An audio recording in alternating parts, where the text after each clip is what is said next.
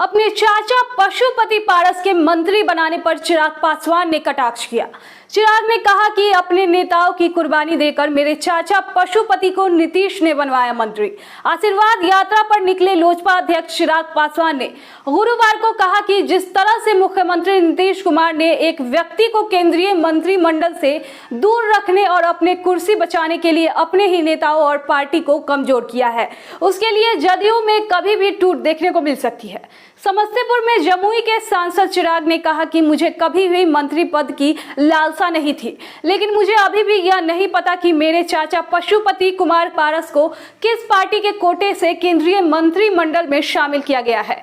जिस तरह से चीजें सामने आई है उससे ऐसा लगता है कि नीतीश कुमार ने मुझे मंत्री न बनने देने के लिए अपने ही पार्टी के नेताओं खासकर राजीव रंजन उर्फ ललन सिंह की कुर्बानी दी है। यह पूछे जाने पर कि क्या उन्हें भाजपा से नीचा महसूस कराया गया है तो चिराग ने कहा कि जब उन्हें अपनों ने ही धोखा दिया तो वह किसी और के प्रति द्वेष नहीं रख सकते। उन्होंने कहा समय सब कुछ बता देगा। मुझे कभी किसी से कोई व्यक्तिगत अपेक्षा नहीं थी। लोगों को वह मिलता है जिसके वे हकदार होते हैं, यही सार्वभौमिक सत्य है, मैं इसे उस पर छोड़ता हूं। चिराग ने कहा कि उन्होंने पहले ही प्रधानमंत्री को अपनी पार्टी के संविधान के अनुसार पारस सहित पार्टी के 5 सांसदों को पार्टी से निलंबित करने के बारे में सूचित कर दिया था। उन्होंने कहा कि सीएम के इशारे पर ललन सिंह ने लोजपा में फूट डालने के में अहम भूमिका निभाई।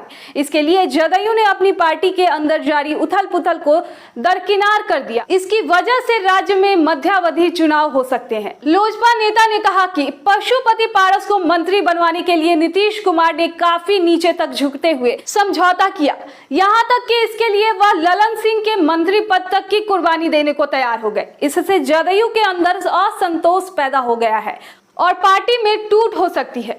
जदयू के कई नेता भी मध्यावधि चुनाव के लिए माहौल तैयार करने की उम्मीद में हमारे संपर्क में है। हालांकि मुझे पता है कि नीतीश कुमार फिर से समीकरणों को सही करने की कोशिश करेंगे, लेकिन हर बार समीकरण काम नहीं करेगा। चिराग ने कहा कि वह इस समय अपनी पार्टी के संगठन को मजबूत करने में व्यस्त है और उनकी आशीर्वाद यात्रा पूरे राज्य को कवर करेगी। इसके बाद वे पैदल यात्रा का आयोजन करेंगे ताकि बड़ी संख्या में लोग से संपर्क साध सके और उन्हें बिहार के लिए लोजपा के विजन और राज्य में विकास की सच्चाई से अवगत कराए। उन्होंने कहा, हाँ, जो कुछ हुआ है वह अच्छा नहीं हुआ और जैसे कि मैंने घोषणा की थी कि मैं पहले ही अदालत का रुख किया हूं और मामला की सुनवाई जल्द हो सकती है। उन्होंने कहा कि मामला अभी भी चुनाव आयोग के पास लंबित है और जब तक फैसला नहीं हो जाता वह लोजपा के अध्यक्ष बने रहेंगे।